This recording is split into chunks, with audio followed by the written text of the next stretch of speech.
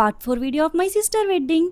మేము మెహందీ ఎలా సెలబ్రేట్ చేసుకున్నామో ఈ వీడియోలో అయితే చూసేయండి. ఫస్ట్లీ నేను మెహందీ కోసం అయితే రెడీ అయిపోయాను. యాక్చువల్ ప్లానింగ్ ఏంటంటే 12 కి ఆర్ 1 కి అలా మెహందీ స్టార్ట్ చేసేద్దాం అనుకున్నాం. బట్ ఏమైపోయిందంటే అనుకోకుండా డెకరేషన్ వాళ్ళు అస్సలు మంచి ప్రోడక్ట్స్ తీసుకురాలేదన్నమాట డెకరేట్ చేయడానికి. అది పెద్ద ప్రాబ్లం అయిపోయింది లాస్ట్ మూమెంట్ లో. సో ఈవెంట్స్ ఏమైనా ప్లాన్ చేయాలనుకున్న వాళ్ళు ప్రీ ప్లానింగ్ గా మంచి ఈవెంట్ మేనేజర్ మాట్లాడుకొని ప్లాన్ చేసుకోండి.